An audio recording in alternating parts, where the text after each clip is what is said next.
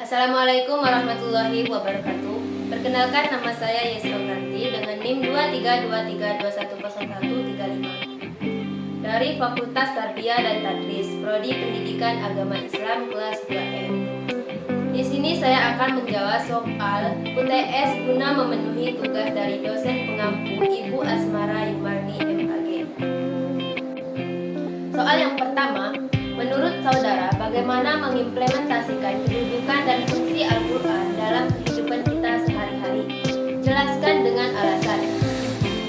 Jawabannya, Al-Quran memiliki kedudukan yang sangat penting dalam kehidupan sehari-hari karena bukan hanya sebagai pedoman spiritual, tapi juga sebagai sumber inspirasi dan petunjuk dalam menghadapi berbagai situasi.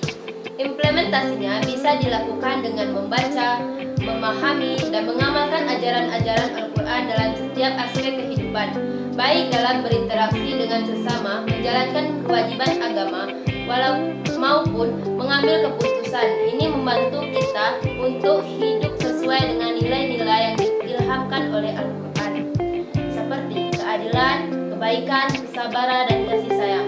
Dengan demikian, Al-Quran bukan hanya sebagai kitab suci yang harus dihormati, tetapi juga sebagai panduan praktis yang membantu kita menjalani kehidupan dengan penuh makna dan kedamaian.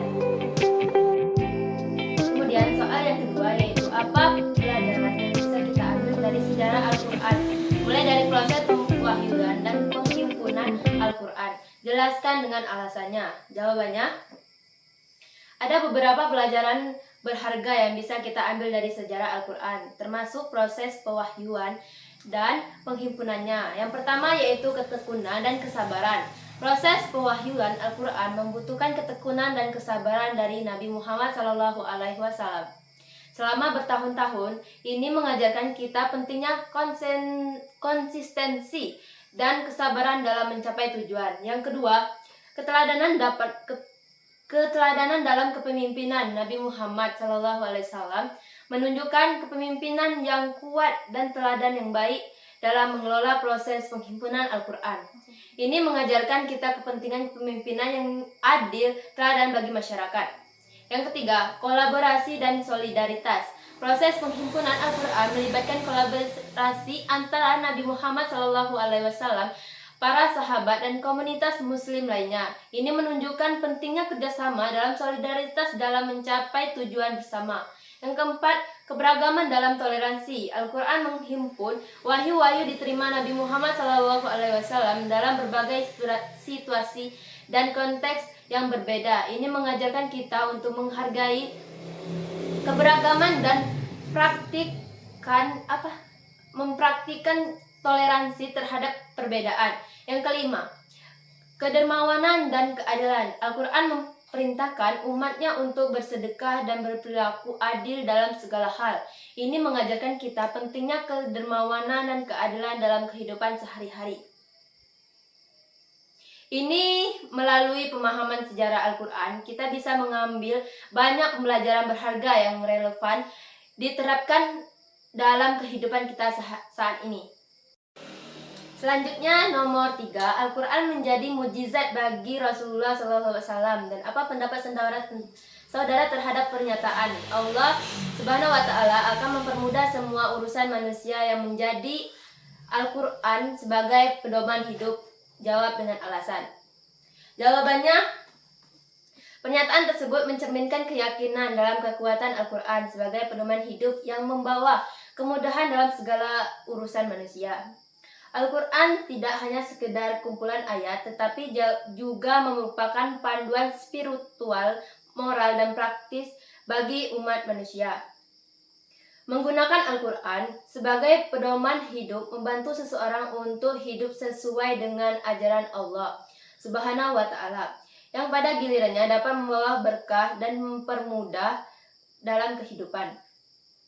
Namun, penting untuk diingat bahwa meskipun menggunakan Al-Quran dapat membawa kemudahan, namun bukan jaminan atas ketidaksulitan dalam hidup. Kehidupan tetaplah penuh dengan ujian, cobaan, dan manusia masih harus berusaha dan bertawakal kepada Allah Subhanahu wa Ta'ala dalam menghadapinya. Yang keempat, Apa yang saudara ketahui tentang metode penafsiran Al-Quran dan praktek penafsiran Al-Quran? Jelaskan dengan alasan. Ada beberapa metode penafsiran Al-Quran. Ini telah dikembangkan oleh para ulama Islam sepanjang sejarah. Beberapa di antaranya adalah: 1.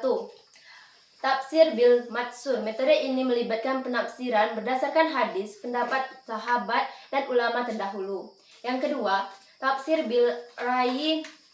Metode ini melibatkan penafsiran berdasarkan penalaran dan pemikiran individu. Yang ketiga, tafsir al-maudui. Metode ini melibatkan penafsiran Al-Quran dengan memperhatikan konteks dan kondisi spesifik saat ayat-ayat itu diturunkan.